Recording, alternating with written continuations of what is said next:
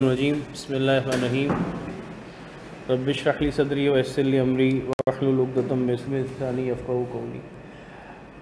अस्सलाम वालेकुम। Last class में हमने इंट्रोडक्शन टू बिज़नेस PRC 5 की क्लास को स्टार्ट किया था और हमने कुछ ज़रूरी बातें की थी कि ये सब्जेक्ट क्या है, पेपर पैटर्न किस तरीके का है, इसमें कितने चैप्टर्स हैं, ये तमाम बातें हमने की थी और फिर हमने चैप्टर नंबर 1 को स्टार्ट कर लिया था। आज की क्लास में जो हमने चैप्टर नंबर 1 में चीज़ें पढ़ी थी, एक तो हमारी हर क्लास के शुरू में ये मैंडेटरी है कि जो प्रीवियसली हमने पढ़ा था उसको हम स्टार्टिंग के 5, 7, 10 मिनट जितनी ज़रूरत होगी उस हिसाब से रिवीजन करेंगे। आप लोगों के सवाल अगर होंगे तो हम उसको सबसे एंड में कैटर करेंगे ताकि क्लास का एक रिदम बरकरार रहे और जो आज की क्लास का ऑब्जेक्टिव होगा उसको जहन में रखते हुए आप बताते हुए हम आज की क्लास को फिर शुरू करेंगे।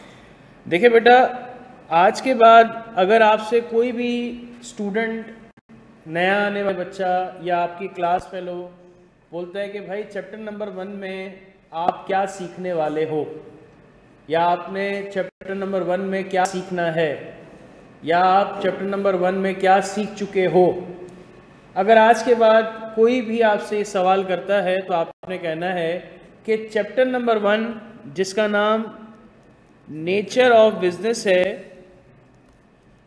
इसको पढ़ने से मुझे 4 बातें समझ आती हैं।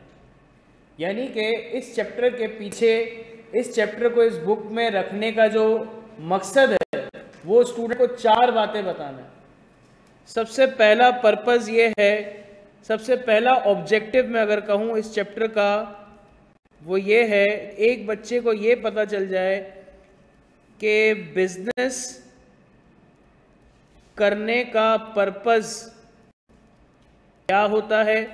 यानी कि बच्चे को ये पता चल जाए कि प्रॉफिट ओरिएंटेड और नॉन प्रॉफिट ओरिएंटेड किसे कहते हैं। पहला मकसद क्या है इस चैप्टर का, एक बच्चे को ये पता चल जाए कि प्रॉफिट ओरिएंटेड और नॉन प्रॉफिट ओरिएंटेड किसे कहते हैं, इन दोनों के दरमियान में फ़र्क क्या है। ठीक है। फिर दूसरा ऑब्जेक्टिव इस चैप्टर के बनाने का ये है कि बच्चे को ये बात पता चल जाए कि विजन किसे कहते हैं, मिशन किसे कहते हैं, गोल्स एंड ऑब्जेक्टिव किसे कहते हैं। ठीक है।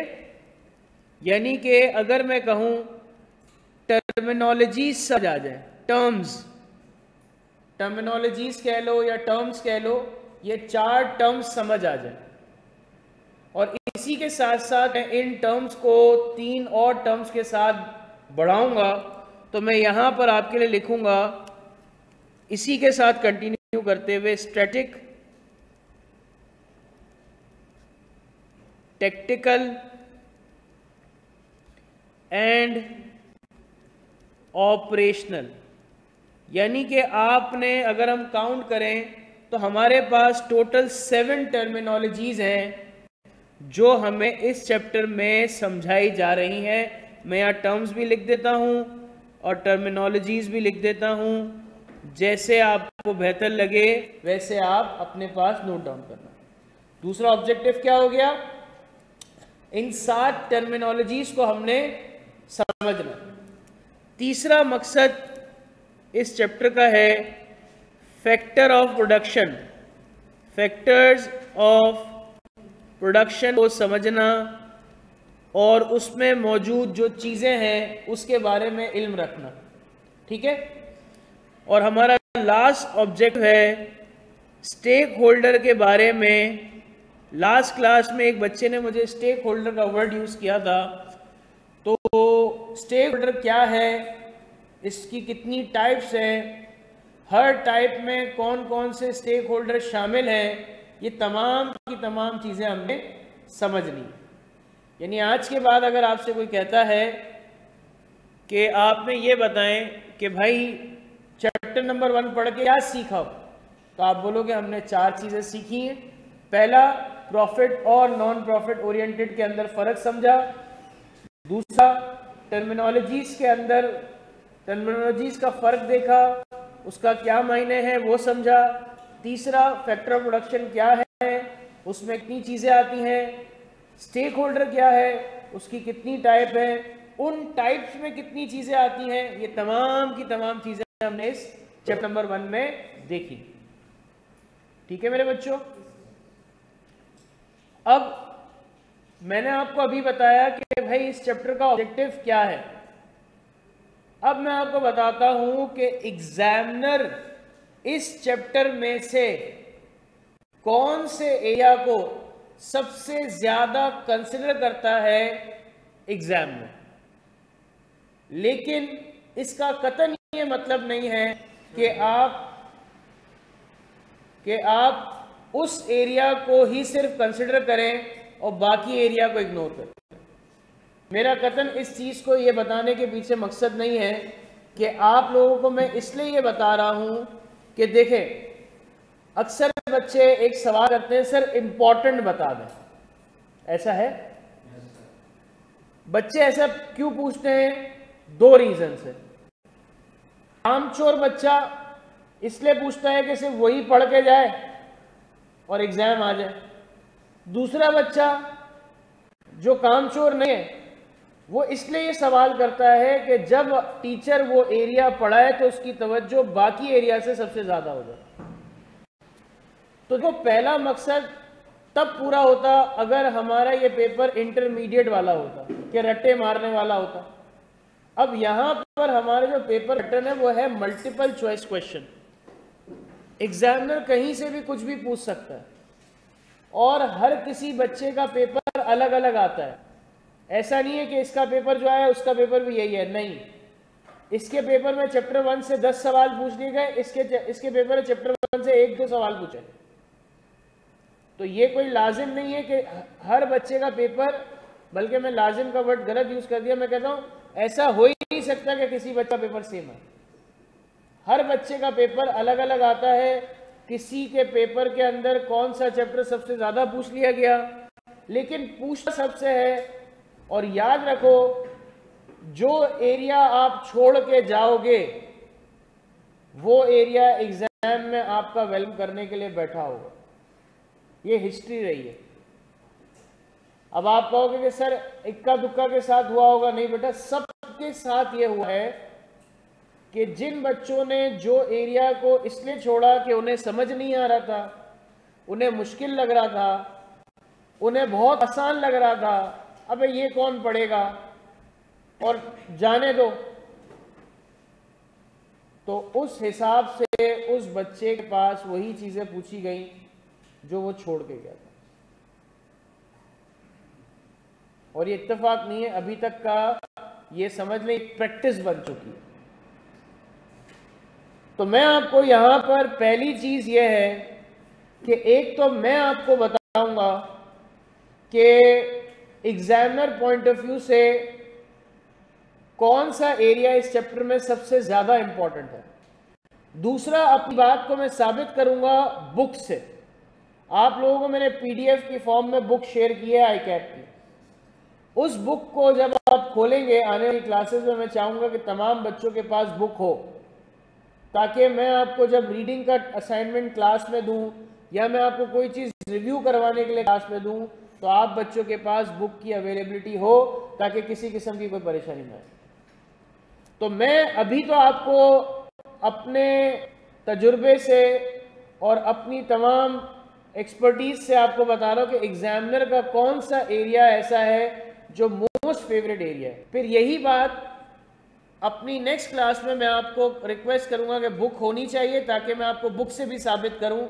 और मैं आपको अगली क्लास में तरीका भी बताऊंगा कि कैसे एक बच्चा बुक से देख के ये पता कर सकता है कि कौन सा एरिया एग्जामिनर का अजीज तरीन एरिया, जिससे वो पूछेगा ही पूछेगा।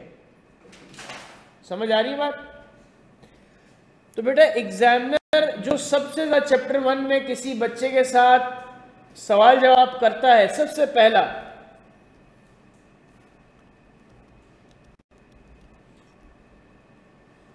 50% एग्जामिनर का फोकस कहाँ होता है इस चैप्टर में? यानी अगर किसी के पेपर में इस चैप्टर से रिलेटेड 2 सवाल भी आए हैं तो वो 2 सवाल इसी एरिया से ही पूछेगा, उसकी पहली ख्वाहिश ये होगी। बात समझ आ रही है? दूसरा एरिया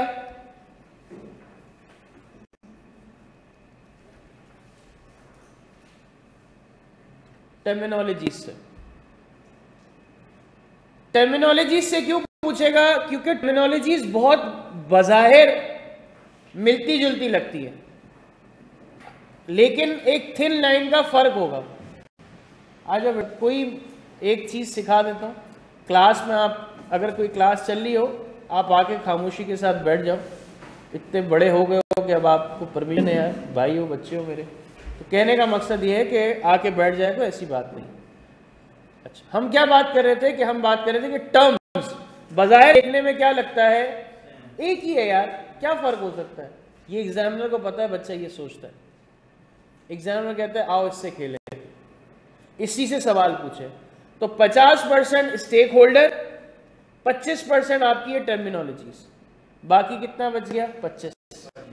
अब 12.5 पे यहाँ पर आ जाती है कहानी, या मैं अगर इसको बहुत ज़्यादा करूँ तो 12.5 मुनासिब रहेगा, इक्वल डिस्ट्रीब्यूट कर लेते हैं 12.5। यह आप अपने पास लिख लें, यह आप अपने पास लिख लें। तो हमने अभी तक क्या देखा? ऑब्जेक्टिव देखा, फिर हमने ये देखा एग्जाम का मोस्ट फेवरेट हिस्सा कौन सा है? प्लीज आ जाओ, स्टेक होल्डर का पहला, दूसरा टर्मिनोलॉजीज, तीसरा और चौथा एक ही है, सेम। लेकिन सर अगर आप बता देंगे तो और बेहतर हो जाएगा ना, यानी कि हमें पता चल गया फर्स्ट नंबर पे ये पूछता है, सेकंड नंबर पे ये पूछता है। अब दोनों तो थर्ड नहीं हो सकते,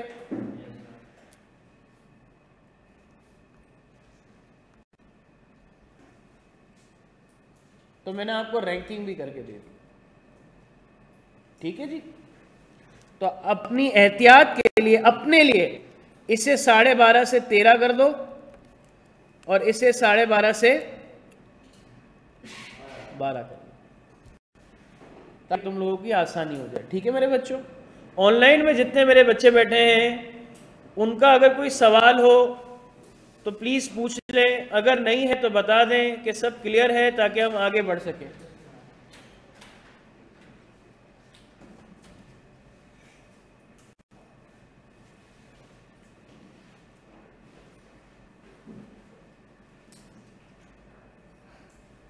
आप बच्चों को बात क्लियर है? आगे बढ़े। जबरदस्त। सर हम क्या एग्जामिनर का मोस्ट प्रायोरिटाइज एरिया जो कि स्टेक होल्डर है वहां से बात करना शुरू करेंगे? नहीं, हम बात करना शुरू करेंगे सबसे आसान एरिया से। हम सबसे पहले ये बात समझेंगे कि भाई प्रॉफिट और नॉन प्रॉफिट ओरिएंटेड का मतलब क्या होता है। यानी कि अब हम चैप्टर को शुरू करने जा रहे हैं जिसमें मैं आपको प्रीवियस क्लास, यहां तक मैंने जरूरी बातें बता दी। आज का हमारा ऑब्जेक्टिव जो होगा, उस ऑब्जेक्टिव में हम 2 पॉइंट कवर करेंगे। वो 2 पॉइंट क्या होंगे? एक तो प्रीवियस क्लास और दूसरा ये जो टर्मिनोलॉजीज हैं, इसको पूरा कंप्लीट करने के साथ फैक्टर ऑफ प्रोडक्शन का या तो कंप्लीट पार्ट अगर टाइम बा, वरना तो फिर हम थोड़ा सा इसको ओवरव्यू ले लेंगे। ठीक है, तो सबसे पहले तो हम रिवीजन वाले पार्ट पे आ जाते हैं। तो अभी मैं आपको रिवाइज करवा रहा हूं जो प्रीवियस क्लास का था। तो जो बच्चे प्रीवियस क्लास के अंदर नहीं थे या जो भी XYZ रीजन था, तो वो जरा गौर से देख लें। और मैं चाहूंगा तवज्जो यहाँ हो और किसी किस्म की डिस्ट्रैक्शन आप ना रखें, लिखने की भी टेंशन ना रखें। लिखने का अगर आप टाइम बोलेंगे तो मैं आपको टाइम दे दिया करूंगा, कोई ऐसे मसले वाली बात नहीं।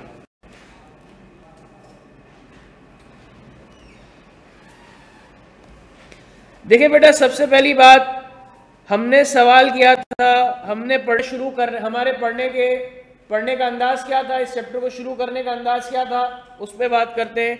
हमने कहा था एक बिजनेस है, उस बिजनेस के स्टार्ट होने का पर्पस क्या होगा, तो आप बच्चों ने जवाब दिया था सर कोई भी बिजनेस जब स्टार्ट करते हैं तो उसका एक ही पर्पस होता है, और वो क्या होता है,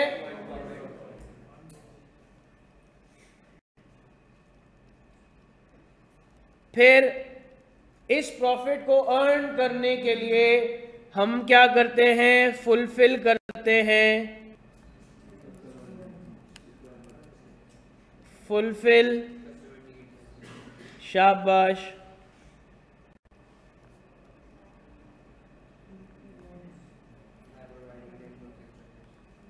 ठीक है। अब नीड्स और वांट को कैसे फुलफिल करते हैं, प्रोडक्ट और सर्विस के साथ, प्रोडक्ट सर्विस को क्या करते हैं, प्रोवाइड करते हैं। ओके, अब हमने टर्म समझी थी, प्रोडक्ट क्या होता है, टेंजिबल गुड्स, और सर्विस क्या होती है, जबरदस्त यार,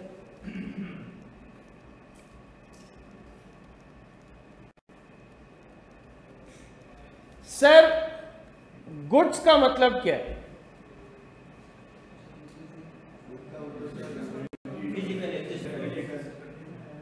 टेंजिबल का मतलब होता है फिजिकल एग्जिस्टेंस। वर्ड टेंजिबल है ना, वर्ड टेंजिबल का मतलब है फिजिकल एग्जिस्टेंस।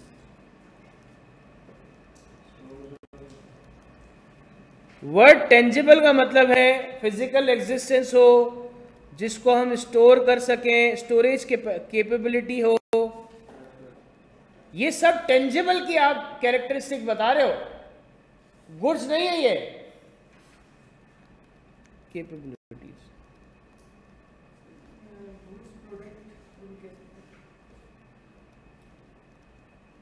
और इनटेंजिबल क्या है भाई, सबके साथ क्या लगा दो, नो फिजिकल एग्जिस्टेंस,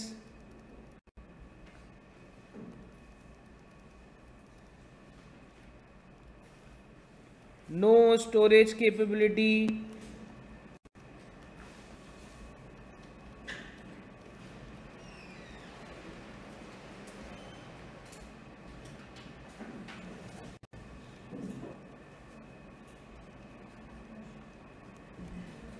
यहां तक हो गया। अब देखो गुड्स का जो वर्ड है मेरे प्यारे बच्चों, वो ये है, मैं यहां इसको अगर आप कहते तो मैं ऐसे लाइन बना दूं, क्या ये रेड लाइन नजर आ रही है मेरे बच्चों को? बेटा देखो ये गुड्स का जो मतलब है ये क्या है, शाबाश, जिस चीज का कारोबार कर रहा हूं, मिसाल के तौर पे मेरा कंप्यूटर की एसेसरीज का कारोबार है, तो मैंने माउस रखा होगा, हेडसेट रखा होगा, कीबोर्ड रखा होगा, प्रोटेक्टर रखा होगा जो हमारी कंप्यूटर स्क्रीन पे लगता है, फिर हमने माउस पैड रखा होगा, फिर वो हमने कीबोर्ड का एक पैड रखा होगा, हमने बहुत सी यूएसबी ये जितनी भी चीज़ें जिसका मैं कारोबार कर रहा हूं, वो तमाम चीज़ों के लिए जो वर्ड इस्तेमाल होगा वो गुड्स का होगा। ठीक है, अब मिसाल के तौर पे एसी, या एसी की जगह पे हम एक वर्ड यूज करते हैं होम अप्लायंसेस।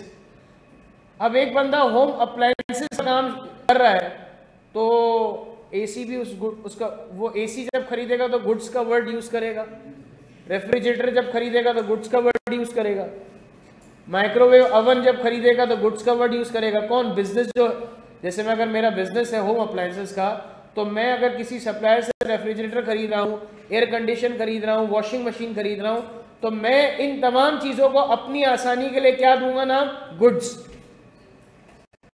लेकिन आप जब इसको खरीदोगे तो क्या आप इसको गुड्स का नाम दे सकते हो? नहीं, क्योंकि आप इसको बेचने के मकसद से,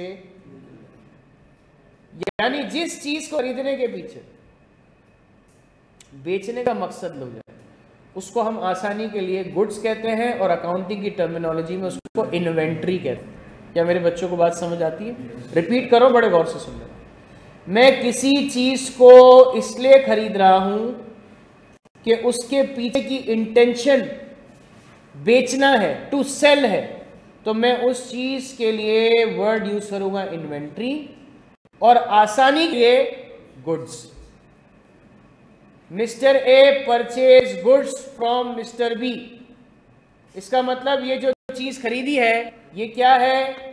ये वो चीज है जिसके पीछे बेचने की इंटेंशन है। फॉर एग्जाम्पल मिस्टर बी एक टीचर है, तो यहां पर अब कहा जाएगा कि mister A bought mouse from mister B. अब मैंने उसका नाम ले लिया, इसका मतलब क्या है कि यहां मेरा इंटेंशन टू सेल नहीं। क्या ये बात समझ आ गई है? किसी किस्म का कोई मसला बेटा? उसका नाम ले लेंगे ना, उसका नाम। ये चेयर आपके लिए और मेरे लिए फर्नीचर है, लेकिन जो कारोबार कर रहा है फर्नीचर का उसके लिए गुड्स है। जी बेटा, वो अलग चीज है। आपने कहा कि यार मैं पहले अपने इस्तेमाल के लिए खरीदूंगा, फिर मेरा दिल किया मैं बेच दूंगा, लेकिन खरीदते वक्त की इंटेंशन क्या थी? तभी मैंने कहा परचेज करते वक्त की इंटेंशन, उसके बाद इंटेंशन चेंज हो जाए, यार मैं नहीं बेच रहा। आपने इंटेंशन ली कि भाई मैं इसको बेचूंगा, लेकिन नहीं बेच रहे, बाद में उसको हम किसी और, लेकिन अभी तो हम क्या कहेंगे उसको? समझेगा? आगे किसी को कोई सवाल है इससे? बढ़ जाए, आगे बढ़ जाए, ठीक है। मैंने कहा ये सवाल आना चाहिए था बच्चे से, शायद हो सकता है पहली क्लास में बाकी क्लासेस का प्रेशर हो तो शायद बच्चा भूल गया। आई वॉज एक्सपेक्टिंग के some of you must ask this type of question. उससे एटलीस्ट ये पता चलता है कि या तो आपको पहले से पता है या आपने कोई चीज़ मिस आउट तो नहीं कर दी। तो मैंने कहा कि मुझे लगता था कि ये बच्चे का सवाल आता तो बड़ा अच्छा होता, लेकिन कोई बात नहीं। तो चीज़ों को घर पे जाके रिवीजन की आदत ज़रूर बनाना, ताकि आप कोई चीज़ मिस ना करो। आगे बढ़ते हुए, बिजनेस स्टार्ट किया, पर्पस प्रॉफिट है। प्रॉफिट के लिए कस्टमर की नीड्स और वांट्स को हम प्रोडक्ट और सर्विस के जरिए से पूरा करते हैं। अच्छा जी, जब एक बिजनेस स्टार्ट होता है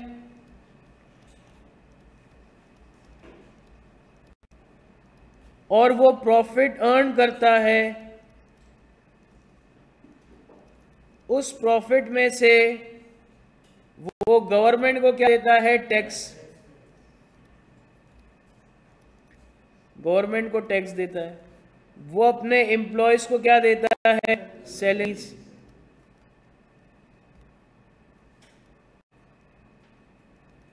उस सैलरी पे एम्प्लॉय क्या देते हैं? टैक्स। किसको देते हैं? गवर्नमेंट को। अब वो बिजनेस जो प्रोडक्ट या सर्विस सेल कर रहे हैं,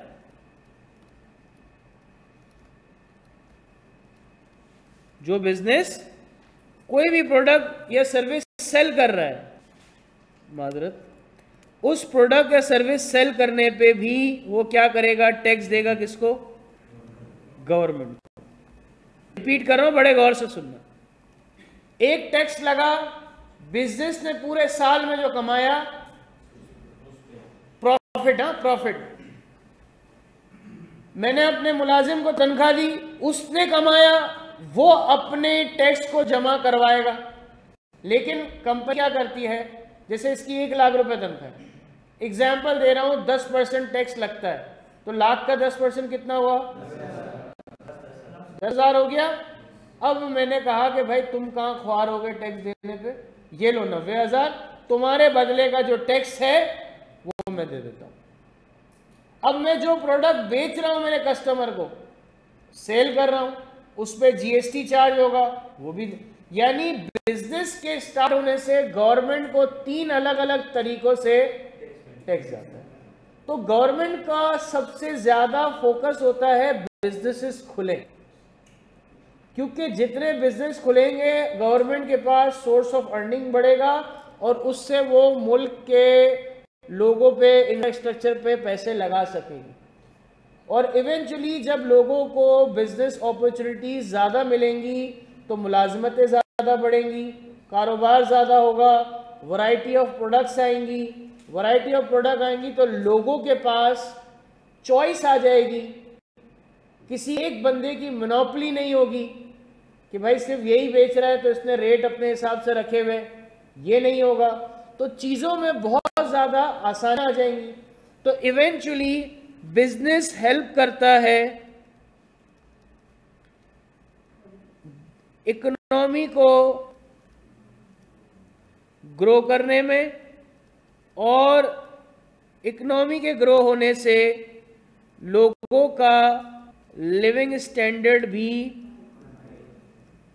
क्या ये बात समझे मेरे बच्चे? आसान है ना, मुश्किल तो नहीं। जब लिविंग स्टैंडर्ड अच्छा होगा लोगों का, लोगों की सोच जाएगी अच्छी एजुकेशन पे, अच्छी हेल्थ रखने पे, लीजर टाइम पॉजिटिव यूज करेंगे। हाँ, एज स्पैन आपका बेहतर होगा, या मैं इसको इंक्रीज लिख देता हूं, या इसको लिख देता हूं बेटर, ताकि थोड़ा सा, तो ये फायदे हैं हमारे। यहां तक हमने बात कही थी। फिर हमने कहा कि कुछ ऐसे लोग हैं, कुछ ऐसे इंडिविजुअल हैं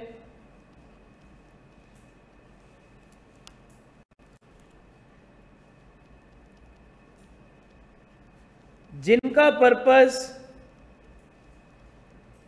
वेलफेयर का काम करना होता है, उनका कमाने का मकसद नहीं होता। वो कहते हैं यार मैं कमाऊंगा नहीं, मैं लोगों की खिदमत करूंगा, ह्यूमैनिटी के लिए काम करूंगा।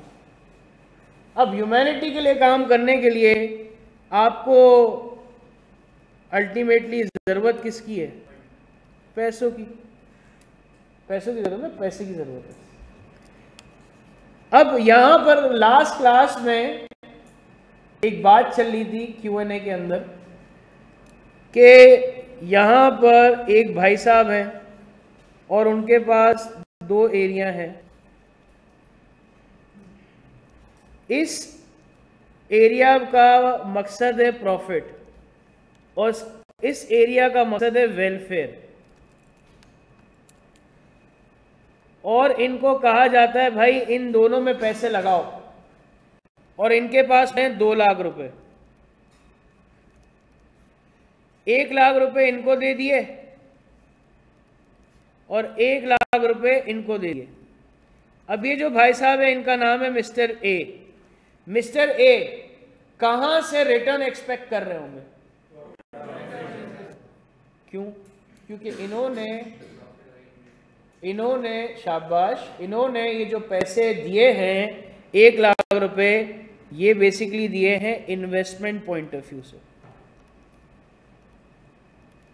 और ये जो 1 लाख रुपए दिए हैं, ये दिए हैं फंड या डोनेशन, या शाबाश, बहुत जबरदस्त भाई, चैरिटी।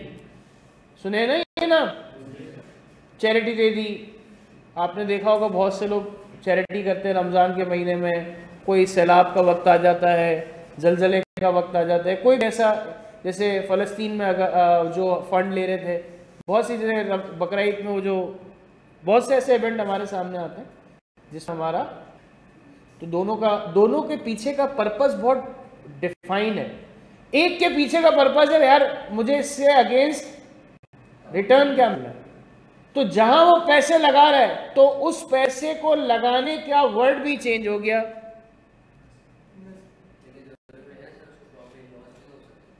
देखो पर्पस उसका कमाना ही होता है ना, रिस्क लेता तो है ना बेटा। तभी तो हम एक बात कहते हैं, एक जुमला हम कहते हैं, risk can not be eliminated. We cannot eliminate the risk. Risk can be minimise, कम किया जा सकता है। एक बच्चा जबरदस्त अंदाज में पेपर की तैयारी कर रहा है, क्या वो ये कह सकते हैं कि मैं पास ही हूँ? 0.1% 2% उसको डाउट रहेगा ना, जिसे कहते हैं बाय डिफॉल्ट रिस्क। एक बंदा बाइक चला रहा है, हेलमेट पहन लिया, सब पहन लिया, बहुत सुकून से 30 की स्पीड में चला रहा है, दूसरा आके मार के चले जाएगा, जो हमारे यहाँ होता है। आपकी गाड़ी का नुकसान आपसे ज्यादा कोई दूसरा करता है, फिर कहते हैं सॉरी सॉरी सॉरी। भाई पार्किंग पे लगी हुई गाड़ी को लोग मार देते हैं, तो आप छोड़ ही दो। अब आप कहाँ किसके सामने दुखड़े रहोगे? पार्किंग में लगी गाड़ी को बंदा मार के चले जाता है। अब बताओ, बाइक के इंडिकेटर होते हैं, वो आधे से ज्यादा पार्किंग में ही टूटते हैं, एक्सीडेंट में तो कम टूटते हैं। तो कहने का मकसद है बाय डिफॉल्ट रिस्क तो हमारा होगा ही होगा। तो ये हम इसके लिए वर्ड यूज करते हैं कि रिस्क टोटली खत्म नहीं किया जा सकता, कम किया जा सकता है। तो हम भी यहां पर क्या करते हैं, हमारी इंटेंशन लगाने से पहले कि प्रॉफिट कमाना होती है, और हम बहुत सोच समझ के पैसे लगाते हैं, लेकिन कोई भी चीज हमें इस बात की गारंटी नहीं देती कि फायदा ही फायदा होगा, वरना तो हर बंदा उसी में चले जाता। सीए के अंदर कितने फवायद हैं? 100% की गारंटी कोई दे रहा है? नहीं देना। आगे बढ़ जाए भाई। तो अगर किसी इंडिविजुअल का पर्पस वेलफेयर करना है, तो इस पर्पस को समझने से पहले हमारे पास दो कॉन्सेप्ट आ गए, जिसको हम कहते हैं पब्लिक सेक्टर,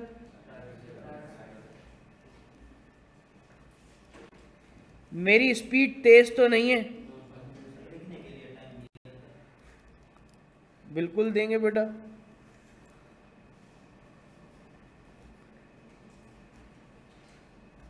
असल में हर किसी बच्चे की स्पीड है ना लिखने में अलग अलग है। तो अगर मैं कुछ बच्चों के जल्दी लिखने पे डिसीजन ले लूँगा ना और आगे बढ़ जाऊँगा, तो जिसने स्पीड पे नहीं लिखा होगा ना वो नाराज़ हो जाएगा। इसलिए जो लिखने की बात है ना, ये चीज़ जब आपके पास घर पे मौजूद होगी ना, तो आप घर पे जब इसको अपनी कॉपी पे नोट डाउन कर रहे होगे तो आपकी रिवीजन भी ऑटोमेटिकली हो जाएगी और आपकी कॉपी में भी फेयर काम आ जाएगा। तो उससे आपका डबल फायदा होगा, घर पे भी खोलने का मौका, नोट्स भी मिल गए और रिवीजन भी हो गया जो क्लास में पढ़ा था। तो इस वजह से कोशिश ये है, मैं सर दिनेश को कह दूंगा कि वो आज से आपको इस लैपटॉप में से जो फाइल है वो शेयर कर दिया करें जब जब हमारी क्लास हो, ताकि आप लोगों को चीज़ें मिल जाए, ठीक है ना। तो कोशिश करें ज़्यादातर फोकस आपका हो अंडरस्टैंडिंग पे, क्योंकि देखिए ले तो आप बाहर पे भी सकते हैं, क्योंकि this can be store, this can also be store, लेकिन उसको देखने में थोड़ा बच्चा हेजिटेट करता है। ऐसी बात है 1-1.5 घंटे का लेक्चर है, दिस कैन बी स्टोर और ईजिली अडेप्टेबल, कि भाई मैंने देखते देखते हाँ मुझे पता चल गया।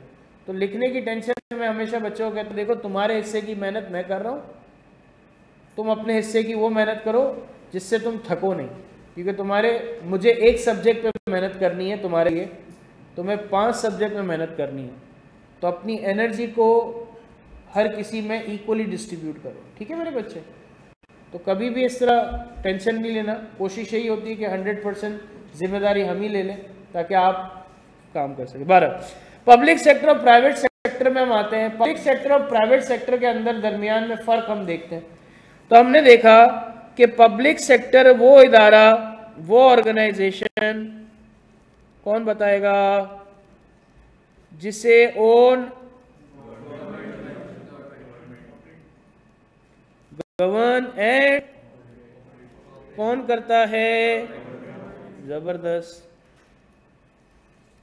गवर्नमेंट करती है।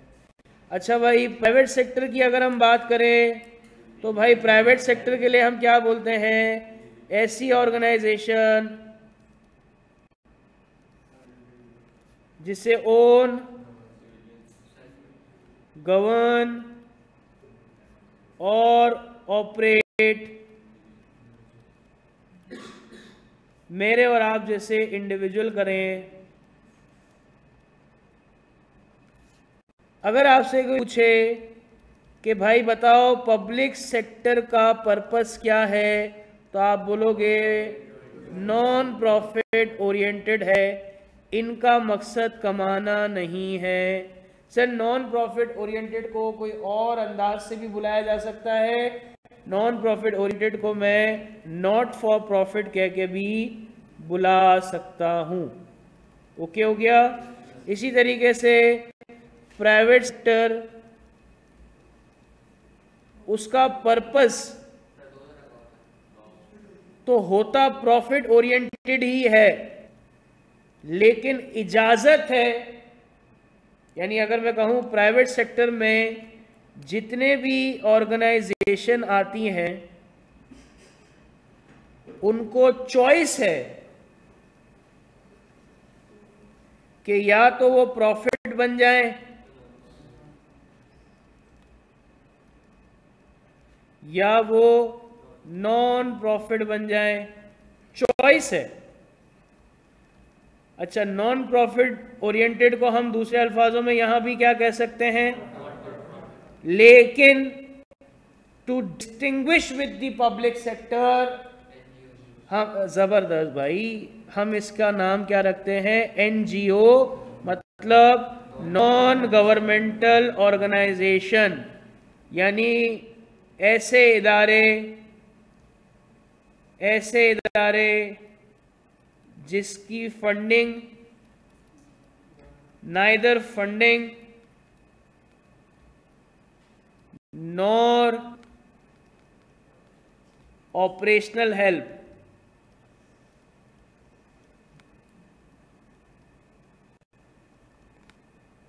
गिवन बाय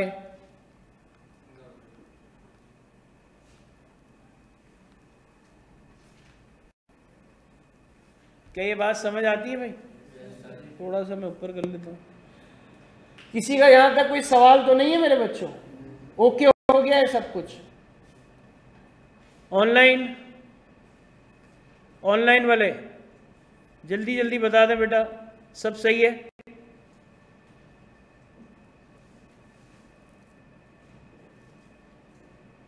चलें जी। अब हम बात करेंगे विजन, मिशन, गोल्स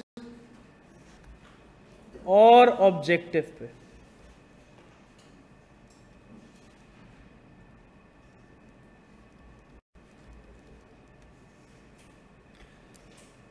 देखें बेटा, गौर से सुनिएगा, तवज्जो चाहूंगा आपकी।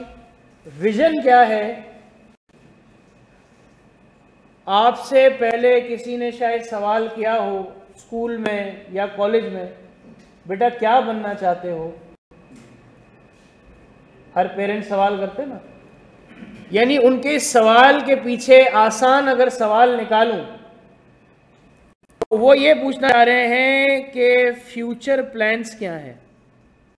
ऐसा ही है, यानी आज से 10 साल बाद तुम अपने आप को कहां देखते हो, ये सवाल है ना उनका। तो आप अपने वालिद साहब को या वालदा को कहते हैं कि मैं अपने आप को ना एक कंपनी का सीएफओ देखता हूं, या मैं अपनी कंपनी का मालिक देखता हूं, या मैं फलां जगह का बहुत बड़ा सर्जन दिखता हूं, कोई भी चीज़ हो सकती है।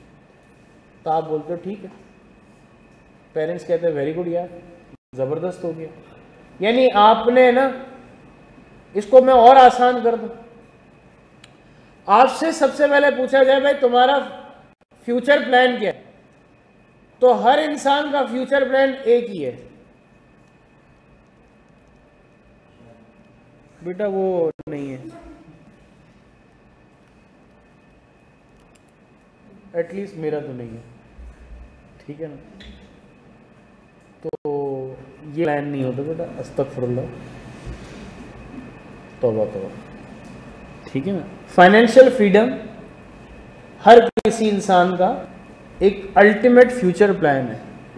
अब वो फाइनेंशियल फ्रीडम किसके लिए है? अपनी ज़ात के लिए, अपने पेरेंट्स को खुशियाँ देने के लिए है, व्हाट्सएवर द रीज़न, हम उसका बात नहीं कर रहे। फाइनेंशियल फ्रीडम ही है ना, जो चाहे वो खरीद सके, जिस तरह की चीज़ खरीदना चाहे वो उसके लिए पैसे हों, सेविंग अच्छी हो, बुरे वक्त के लिए पैसे हो, ये तमाम फाइनेंशियल फ्रीडम। उस फाइनेंशियल फ्रीडम को अचीव करने के लिए मुझे आज से 10 साल के बाद किसी एक मकाम पे होना ज़रूरी है जिस पे पहुंच के मैं कह सकूं कि हाँ, इस मकाम पे पहुंचने के बाद मेरे पास वो फाइनेंशियल फ्रीडम आ गई जो मैं हमेशा से चाहता था। ठीक है, अब आपने कहा कि भाई मैं किसी कंपनी का CFO बनना चाहता था। अब आपने देखा कि आपके वालिद साहब ने कहा कि बेटा ज़बरदस्त, ये तो बहुत अच्छी बात है अगर आपकी ये सोच है तो।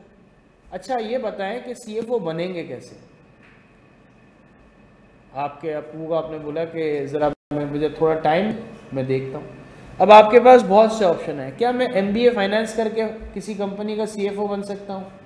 क्या मैं AC से करके किसी कंपनी का CFO बन सकता हूँ? यार मैं तो CA करके ही किसी कंपनी का CFO बन सकता हूँ, पब्लिक कंपनी का। मैं भी आपको पब्लिक कंपनी और प्राइवेट कंपनी का अंदर फ़र्क समझा दूंगा, लेकिन वो अपने वक्त पे। अभी फ़िलहाल से ये समझो कि पब्लिक कंपनी पे CFO कौन बनेगा? चार्टर्ड अकाउंटेंट ही बनेगा। ठीक है ना, ये हमारा रूल है। इसका मतलब क्या हुआ? मुझे कौन सी बस में जाके वो मकाम मिलेगा जिस मकाम पे मैं जाना चाहता हूँ? वो है मिशन। क्या हो गया? मेरे यहाँ आने का मकसद क्या है या आपके यहाँ आने का मकसद क्या है? CA बनना ना। जिस जगह पे जाते हो मकसद से हटके काम करोगे, मस्जिद नमाज के लिए जाते हो वहां बैठ के प्रिया करोगे तो जाहिर सी बात है आपको लोग बुरा भला कहेंगे। जिम जाओगे वहां जाके आप काउंटर पे बैठ के जिंगर खा रहे हो तो लोग आपको बोलेंगे पागल वागल तो नहीं। तो कहने का मकसद है जिस जगह जा रहे हो वो जगह के उस जगह पे आने का अपना एक मकसद है। आप लोग अपनी नींद खराब करके सुबह 9 बजे अपने घरों से निकल के यहाँ बस में बैठ के बाइक पे धक्के खाते हुए यहाँ आ रहे हो तो उसके पीछे का पर्पस क्या है? मतलब मिशन आपका क्या है कि मैं कुछ हासिल कर लूँ, और हासिल क्या कर लूँ कि मैं एक चार्टर्ड अकाउंटेंट बन जाऊँ। उस चार्टर्ड अकाउंटेंट को बनने के लिए आपका पहला गोल क्या है?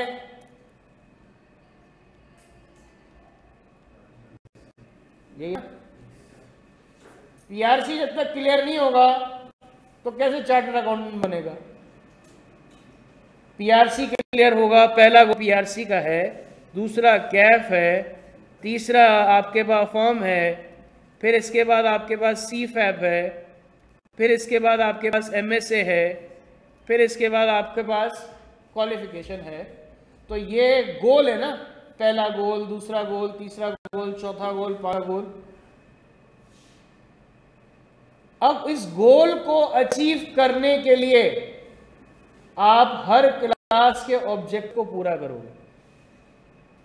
हमारा विजन क्या है? PRC में हर बच्चा पास हो जाए, है ना। उसके लिए हमने क्या किया? बैच स्टार्ट कर दिया। अब इस बैच में जितने बच्चे आए हैं देखो बच्चे जब स्टूडेंट आते हैं, जब हमारे पास स्टूडेंट की लॉट आती है उसमें से 5 to 10% ऐसे बच्चा होता है जो टीचर का मुकल्लफ नहीं होता, जो कहता है भाई टीचर जैसे पढ़ा है मैं खुद पढ़ के पास कर सकता हूँ। 10% 5% ऐसा बच्चा होता है वो इतना चीता होता है वो खुद पढ़ के चीज़ें निकाल लेता है। वो बोलता है यार मुझे टीचर की ज़रूरत नहीं है, मैं अगर ज़रूरत भी होगी तो मैं अपने हिसाब से वो ज़रूरत पूरी करूँगा और मैं खुद से अपनी डगर पे दूँ। मतलब वो बेस्ट है, वो आइडियल सिनेरियो वाला बच्चा है। तो वो हमारी रेंज से आउट हो गया। फिर 5 से 10% बच्चा वो आता है जिसके सामने आप कुछ भी कर लो ना, उसने पढ़ना ही नहीं है। उसने क्या नहीं करना, बात क्या कर रहे थे उस पर आ जाते हैं। तो हम ये कह रहे थे कि भाई 10% जो हमारा स्टूडेंट है वो जो 80% है, ये 80% असल वो स्टूडेंट है जिसपे इदारा मेहनत कर रहा है। यानी जो कभी बहुत अच्छा पढ़ता है, कभी बहुत उसकी डीमोटिवेशन हो जाती है, कभी बहुत ज़बरदस्त चल रहा होता है, कभी उसका दिल ही नहीं करता। वो बेसिकली एनवायरनमेंट के हिसाब से अपने रंग बदलता रहता है। ठीक है ना। ऑब्जेक्टिव क्या है हमारा? ऑब्जेक्टिव है यार सर ने जो आज पढ़ाया है ना अगर मैं उसको क्लास में बेहतरीन समझ जाऊं, अगर मैं घर पे जाके उसकी प्रैक्टिस लूं, तो मेरा गोल जो PRC with in the required batch है वो अगर मेरा अचीव हो जाता है, इसका मतलब यह है कि मैं अपने मिशन पे, अपने गोल पे, यानी मैं अपने मिशन को भी जल्दी अचीव कर सकता हूं और मैं जहां जिस मकाम पे पहुंचना चाहता हूं उस मकाम पे भी मैं तरीके से पहुंच सकता हूं। ठीक है, क्या यहां तक कोई बात किसी को मसला तो नहीं दे रही? अब ऑब्जेक्टिव क्या होना चाहिए? Must be smart. स्मार्ट का मतलब स्पेसिफिक हो। क्या हो? स्पेसिफिक। मैं अगर आके आज क्लास में इंट्रोडक्शन टू बिजनेस तो पढ़ा रहा हूं, लेकिन मैं कहीं से भी पढ़ाना शुरू कर दूं, तो क्या आज की क्लास का ऑब्जेक्टिव पता चलेगा? नहीं पता चलेगा। इस बेटा मुझे आती तो पहले नहीं कर देता। ये मुझे अगर तरीका आता तो मैं पहले ही कर देता। ज़रा बुला के लाएं यार, ये अल्लाह माफ़ करे, ये क्या हमारे, चलो राइट क्लिक करना है, चलो हम तक पढ़ते हैं, जल्दी जाओ यार। तो सबसे पहले हमने क्या कहा? Specific objective. देखो आज की क्लास को स्टार्ट करने से पहले हमने अपने 4 ऑब्जेक्टिव लिखे ना, तो अब जो भी बात हो रही होगी बच्चे को सिम्त का पता होगा कि यार हमने आज ही, देखो इस चैप्टर का ऑब्जेक्टिव हमने पता कर लिया। अब एक बच्चा अगर कोई ऑब्जेक्टिव हमारा मिस हो जाता है तो बच्चा कह सकता है ना कि सर ये वाला एरिया हमने, क्लास का ऑब्जेक्टिव बेटा पहले मैं रिवाइज कराऊं, फिर ये बताऊंगा, फिर ये बताऊंगा, फिर ये बताऊंगा। अब बच्चे को सिम्त पता है। अगर मैं कहीं से भी कुछ भी पढ़ाना शुरू कर दूं तो एक स्टूडेंट कह सकता है कि सर आपकी बातें सारी सही हैं, लेकिन आज की इस क्लास से हम सीख के क्या गए? तो बच्चा कंफ्यूज हो जाएगा। तो हमें स्पेसिफिक रखना पड़ता है। बेटा आज की क्लास में चैप्टर नंबर 1 के अंदर हम पहले रिवाइज करेंगे, फिर टर्मिनोलॉजीज पे बात करेंगे, फिर फैक्टर प्रोडक्शन बात करेंगे। Okay okay. फिर इसके बाद एम, मेजरेबल।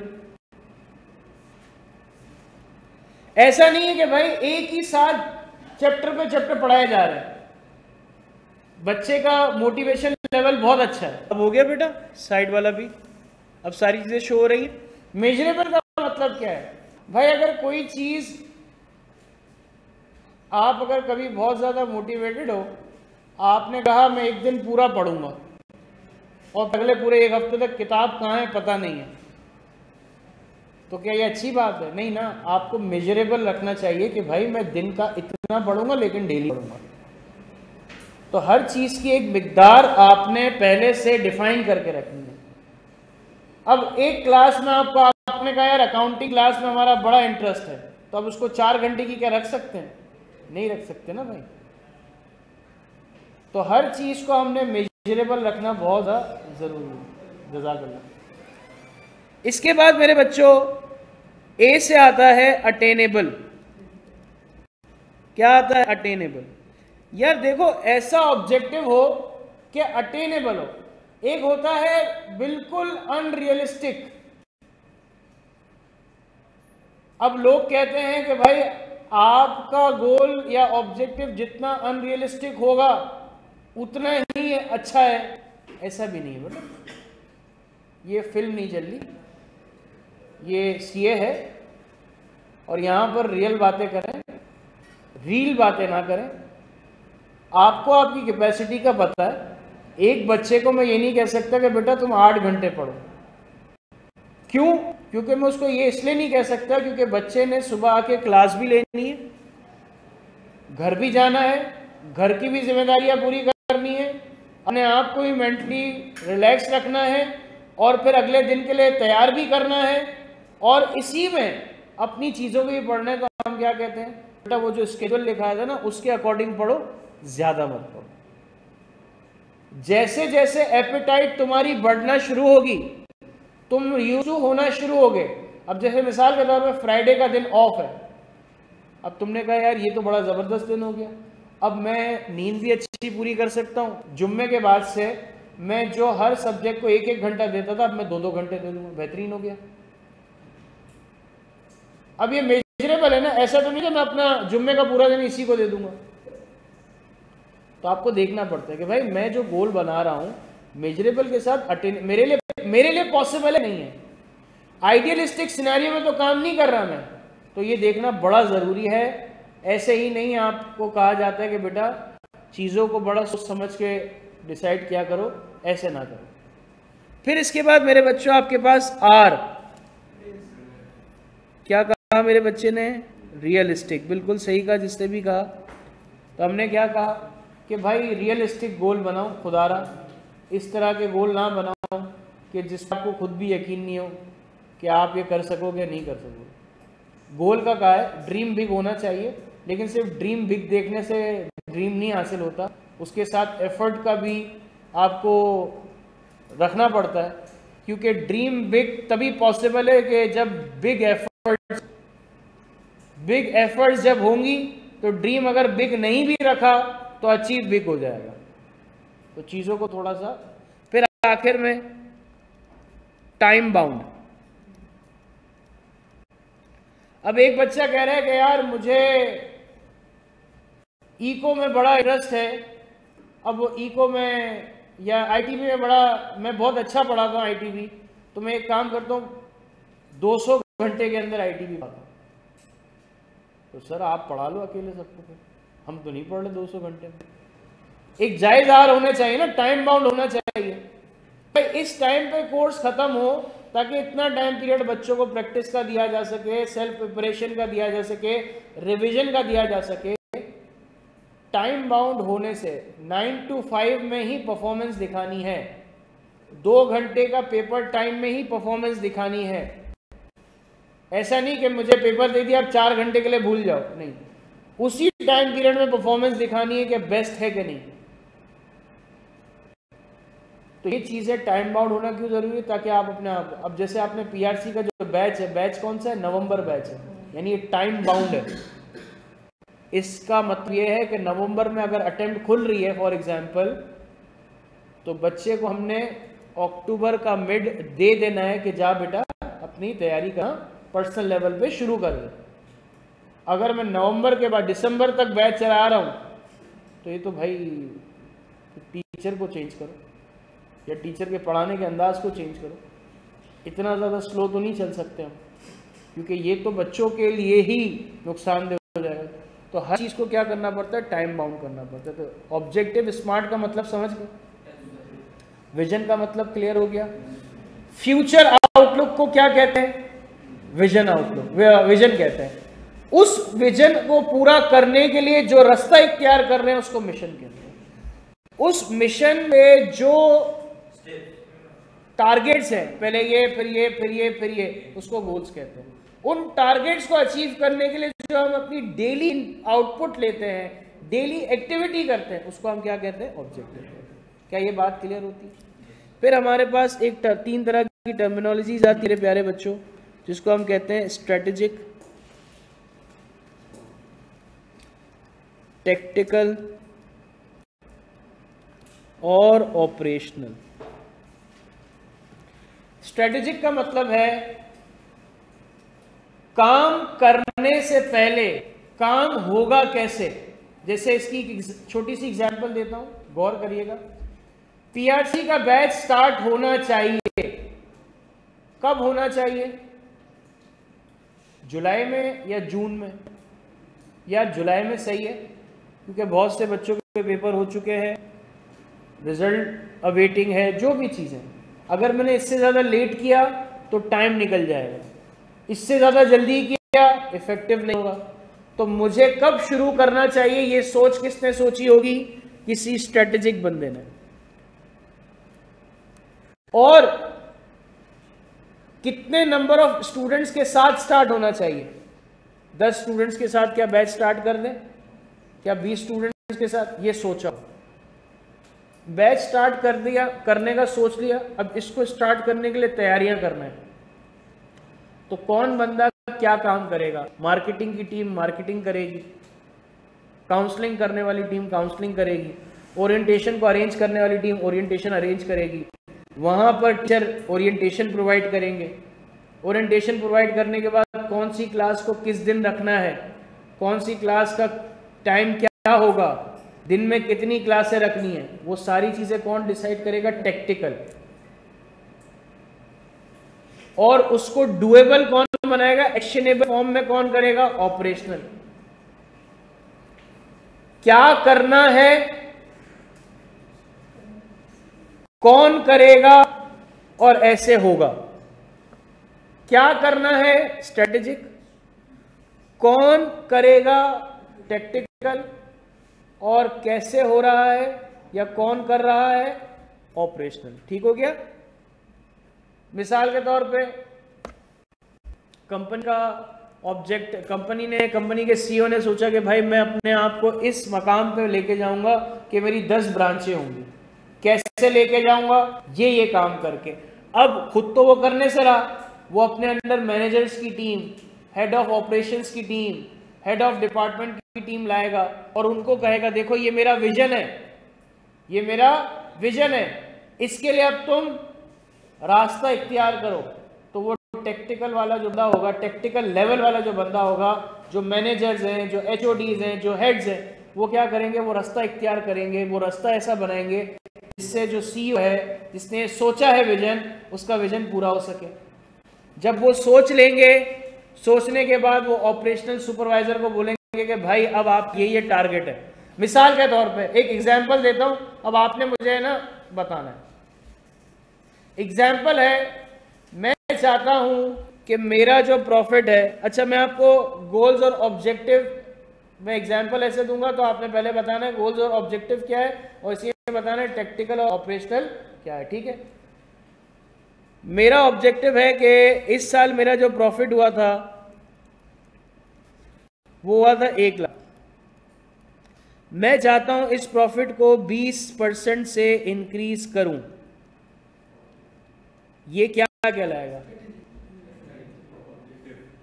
सुकून से सुनना बेटा, जज्बाती फैसले नहीं चाहिए मुझे,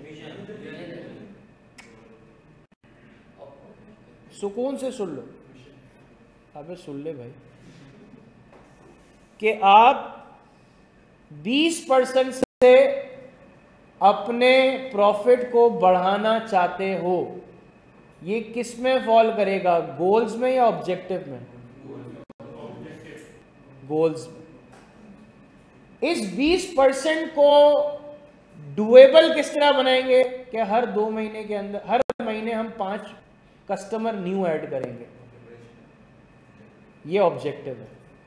नहीं समझे? वापस समझो कि भाई मेरा मकसद क्या है कि अबे नहीं करो यार,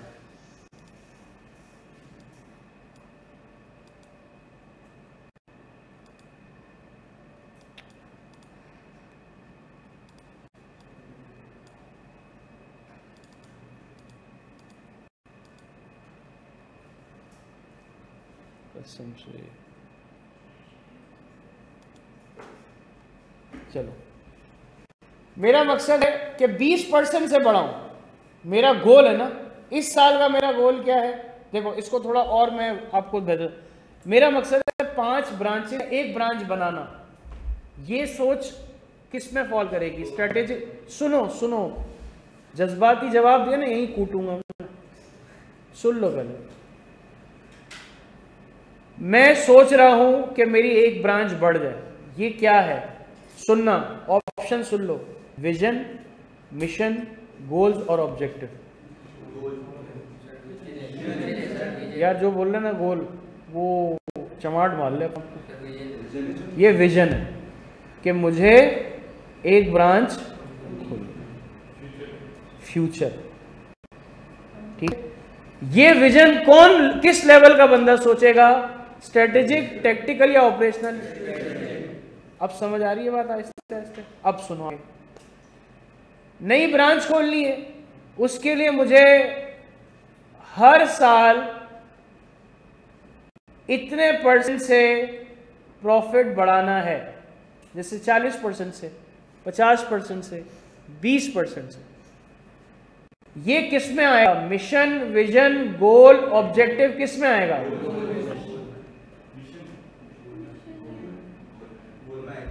गोल में आएगा।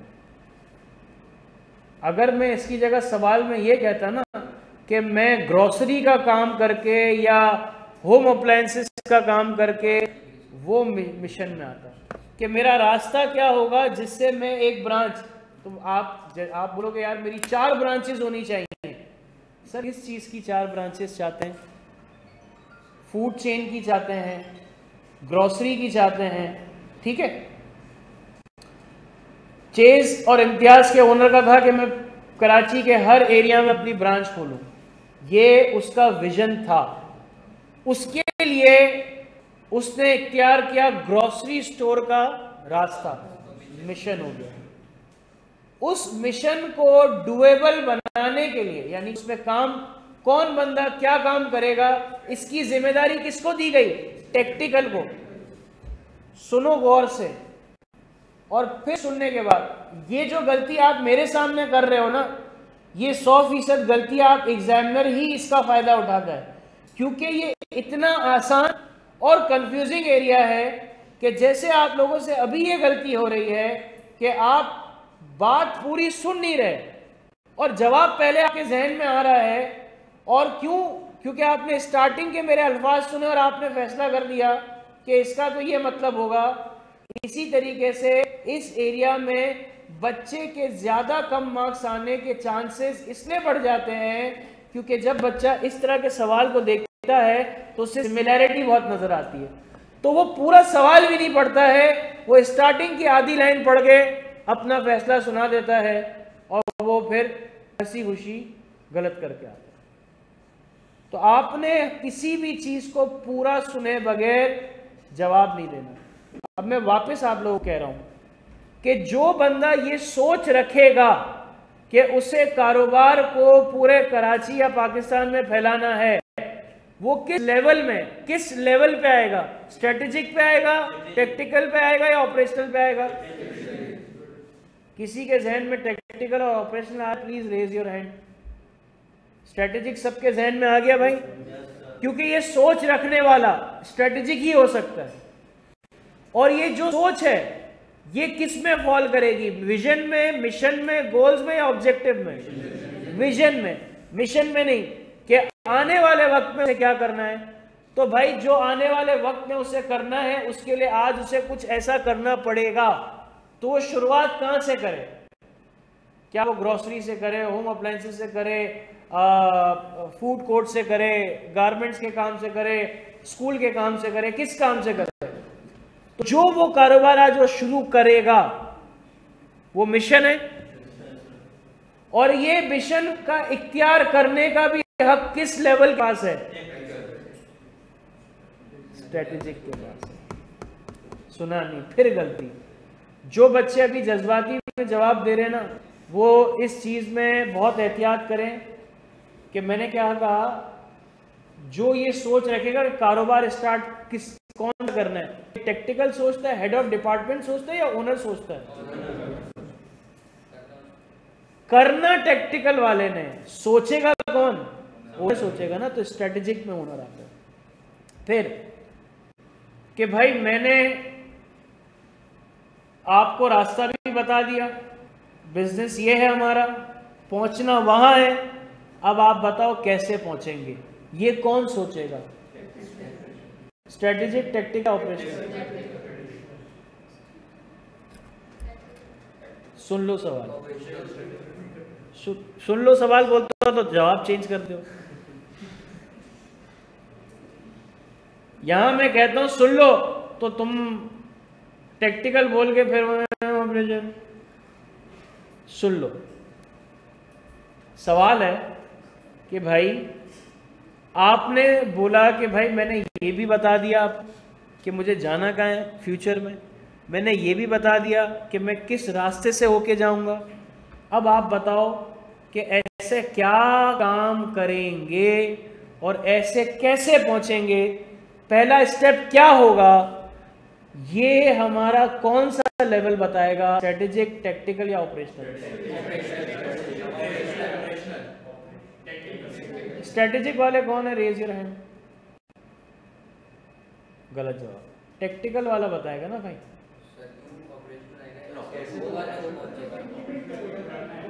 टेक्टिकल वाला बोलेगा सर देखें पहले साल में हमने ये बेचना है, ये हाई डिमांड है, इसको बेचने के लिए ये बंदा बहुत अच्छा है। भाई मुझे अपने काम को देखो ना, इसको एक बात बताओ, तुम्हारे मतलब की चीज़, तुम्हें तुम्हारा विजन था चार्टर्ड अकाउंटेंट बनना या तुम्हारा सीएफओ बनना, इस इदारे का काम था, इस इदारे का मकसद था चार्टर्ड अकाउंटेंट का इंस्टीट्यूट बनाना, बहुत अच्छा बनाना, पाकिस्तान का अच्छा बनाना, विजन। उसके लिए इख्तियार किया रास्ता सीए की एजुकेशन को इख्तियार किया। ठीक है, मैंने सवाल पूछे नहीं, मिशन के नारे आ गए। तो हमने अब उसके लिए जो मैनेजमेंट है, जो लोग हैं, जैसे हम टीचर हैं, हम टेक्टिकल में भी हैं, हम ऑपरेशनल भी हैं, क्योंकि हम ये सोचते भी हैं कि बैच को किस तरीके से लेके चलेंगे और बैच को पढ़ाते भी उसी तरीके से। तो हम दोनों ऑपरेशनल है काम। ये जो अभी मैं आपसे बात की ऑपरेशनल है, लेकिन इससे मैं 2 रोल परफॉर्म कर रहा हूं। यहाँ टीचर्स जो हैं, मुझे इस सब्जेक्ट में पहले क्या पढ़ाना है, क्या पढ़ाना है, कैसे पढ़ाना है कि मैं गोल्स अचीव करके दे दूं। तो मैं एक जगह पे टेक्निकल भी परफॉर्म कर रहा हूं और यहां आके मैं ऑपरेशनल परफॉर्म कर रहा हूं। तो जो चीज आप लोगों को क्लिक करवानी थी, वो क्लिक ये करवानी थी कि देखें बिजनेस के साइज पे डिपेंड करता है। मिसाल के तौर पे एक फ्राइज की रेडी वाला है, वहां तो कोई टेक्टिकल ऑपरेशनल स्ट्रेटेजिकल नहीं है ना, वहां तो वही स्ट्रेटेजिकल है, वहां तो वही टेक्टिकल है, वहां तो वही ऑपरेशनल है।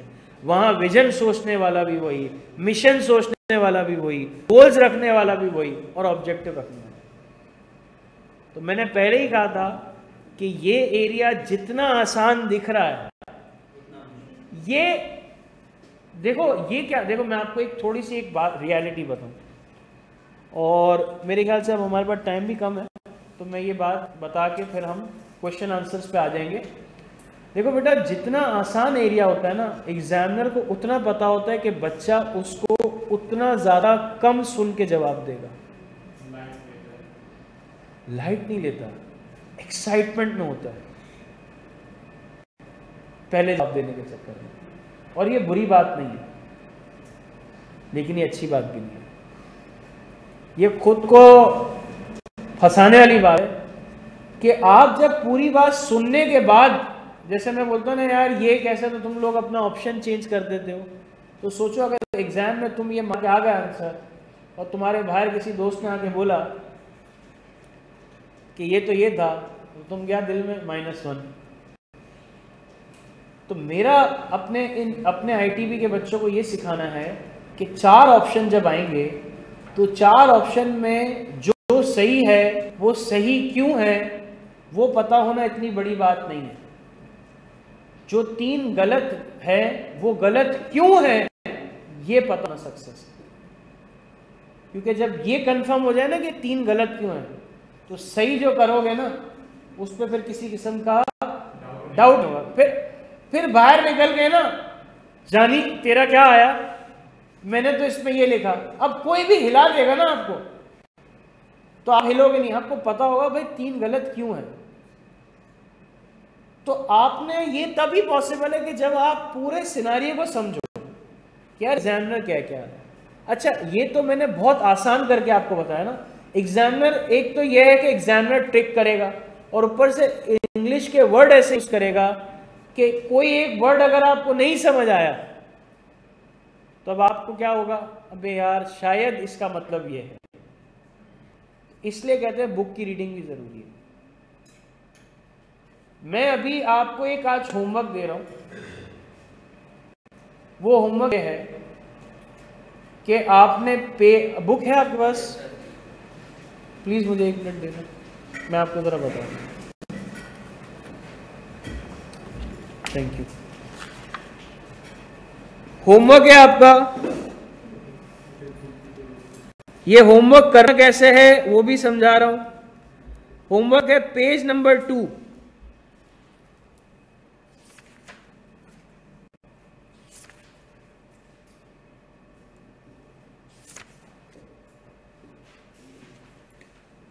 से पेज नंबर 8, एक्सक्लूडिंग एग्जाम्पल, और ये ऑप्शनल है। समवन वांट्स टू रीड कर लो। क्या होमवर्क है? पेज नंबर 2 से पेज नंबर 8 तक की रीडिंग करना। इसमें एग्जाम्पल्स आएंगी। कितनी एग्जाम्पल है? 1 2 3 4 5 एग्जाम्पल्स हैं। अगर ये 5 एग्जाम्पल कोई पढ़ना चाहता है बेहतरीन, और नहीं पढ़ना चाहता तो कोई बात नहीं, ठीक है। लेकिन अगर आपकी अगली क्लास होगी, if I am not wrong, after Ashura होगी, I am not sure about it, but जितने चांसेस हैं उस हिसाब से आफ्टर आशुरा ही पॉसिबिलिटी बन रही है, लेकिन admin will let you know. तो जो आपकी क्लास होगी उससे पहले आपने ये पढ़ना है। अब पढ़ना कैसे है? आपने ये पेज अपने पास खोला और साथ में खोला एक पेपर, आपने पढ़ा, आपने बोला यार अच्छा ये मैं भी रीड कर रहा हूँ। रीड करते करते आपने देखा कि अच्छा इसमें एक वर्ड आ रहा है, और वो वर्ड है लेट सपोज सैनिटेशन। क्या है? सैनिटेशन। अच्छा ये एक मुश्किल वर्ड है, अच्छा ये मुझे समझ नहीं आ रहा। अच्छा फिर आपने कहा कि फिर एक काम करते हैं, सर मुझे ना पोटेंशियल का मतलब नहीं पता। अच्छा फिर मेरे पास यहाँ पर फला वर्ड लिखा हुआ है, मुझे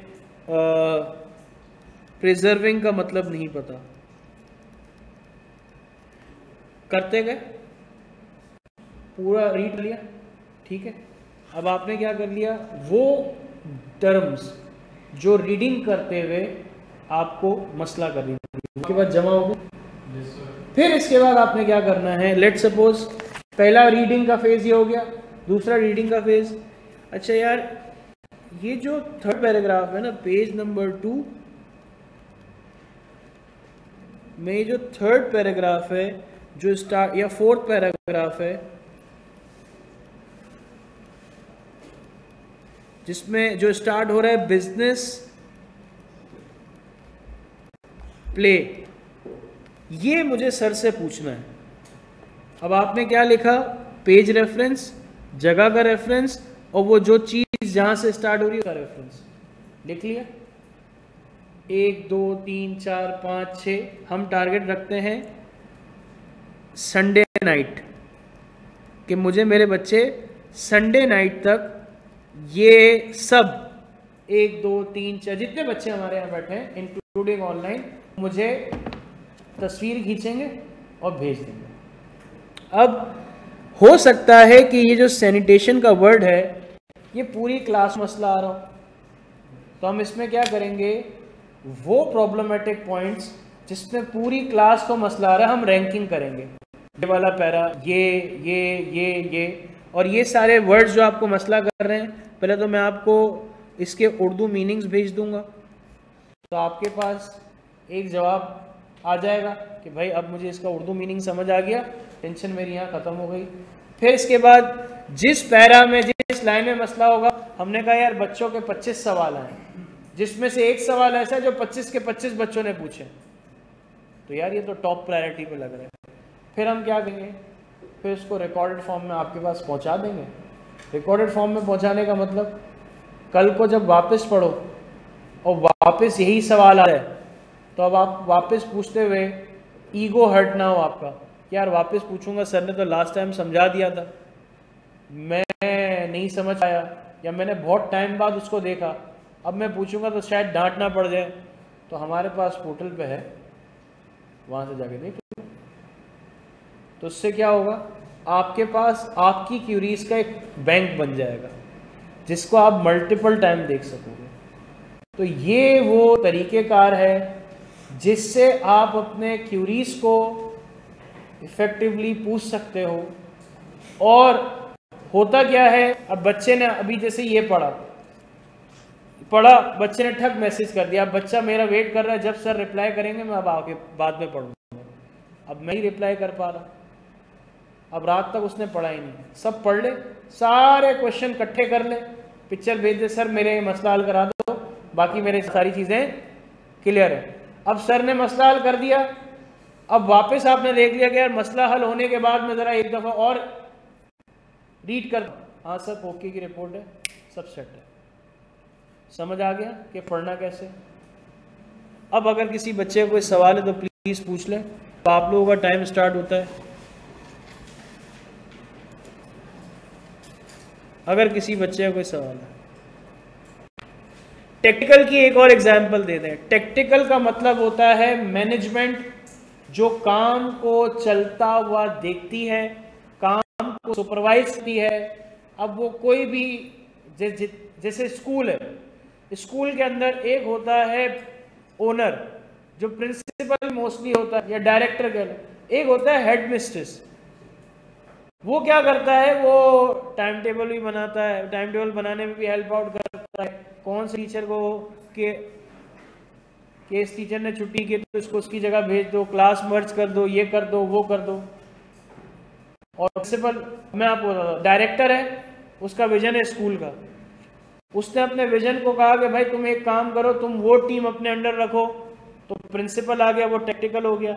अब जो ऑपरेशनल है वो HM, head mistress, head master. अब स्कूल छोटा है तो प्रिंसिपल और HM एक ही हो गया, तो वही टेक्निकल भी है, वही ऑपरेशनल भी है। और छोटा स्कूल हो गया, जो इलाकों में आपने देखा होगा, छोटे इलाकों में मोंटेसरी और यही होते हैं, ओनर भी वही है, हेड मिस्टर भी वही है, वो प्रिंसिपल भी, सारी चीज़ें वही।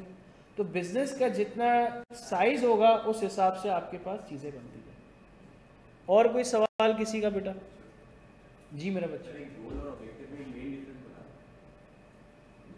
गोल होता है एक सेट टारगेट कि मुझे 3 महीने में ये अचीव करना है। उस 3 महीने में डे 1 में क्या करूंगा, डे 2 में क्या करूंगा, डे 3 में क्या करूंगा, डे 4 में क्या करूंगा, और डेली का क्या है ऑब्जेक्टिव। जो टाइम टेबल जो आप फॉलो कर रहे हो, it's an objective, and after completing your time table what you get in the result, in terms of result. अब देखो डेली का भी आप गोल बना सकते हो। एक तो होता है भाई PRC क्लियर करना है, वो भी एक गोल है, लेकिन आज के दिन का गोल क्या है कि जो पढ़ा है वो सब समझ आ जाए, कोई भी चीज अनपेंडिंग ना रहे, यानी सॉरी पेंडिंग ना रहे, अनपेंडिंग कह रहा हूं, पेंडिंग ना रहे, कोई भी चीज ऐसी ना हो कि जो एम्बिग्यूटी के साथ माइंड में रहे। आज का सारा काम आज ही पूरा करना, ये मेरा गोल है। उसके लिए मैं कैसे करता हूं, किस काम को पहले करता हूं, किस काम को बाद में करता हूं, वो मेरा अपना हिसाब किताब है, ऑब्जेक्टिव है। सर जो पढ़ा रहे वो फाइल ग्रुप में शेयर करता कि नोट्स। जी बेटा, ऑपरेशनल फिजिकल टास्क भी परफॉर्म करता है, और मतलब नॉन फिजिकल में क्या कह सकता हूँ, टीचिंग को नॉन फिजिकल कह लूँ मैं। लेबर मतलब जो उस चीज को पूरा करने के लिए जो काम डेली बेसिस पे कर रहा है, अब वो टीचर की फॉर्म में है, वो एडमिन की फॉर्म में है, वो एक मजदूर की फॉर्म में है, वो किसी भी फॉर्म में, वो ऑपरेशनल है। अब वो फिजिकल है, नॉन फिजिकल है, ये तो थोड़ा सा कहना मेरा बेटा। मिशन मतलब जो रास्ता इख्तियार करो विजन तक पहुंचने के लिए, वो आपका मिशन कहलाता है। उस मिशन में आपके पास जैसे मिसाल के तौर पे आपका एग्जाम्पल देते हुए आपको ना है, क्योंकि एग्जाम्पल प्रेफर करते हैं कहना, लेकिन मुझे नहीं मुनासिब लगती। लोग कहते हैं कि आपको मिसाल के तौर पे एक जगह पे पहुंचना है, उस जगह पे पहुंचने के लिए आप कौन सी ट्रांसपोर्ट का इंतखाब करते हैं, वो ट्रांसपोर्ट मिशन कहलाता है। फिर आपके पास पैसे जाते हैं कि फर्स्ट लैब आपका आएगा सोराब बोर्ड, फिर इसके बाद फलां, तो ये क्या होता है, आपके गोल्स होते हैं। अब उस गोल को आप कैसे जल्दी जल्दी अचीव करते हो, किस तरह से अचीव करते हो, ये अपना एक तरीक़ेकार होता है। तो ये एक बात है जो कि बच्चों को समझ आ जाती है। जी मेरा बेटा।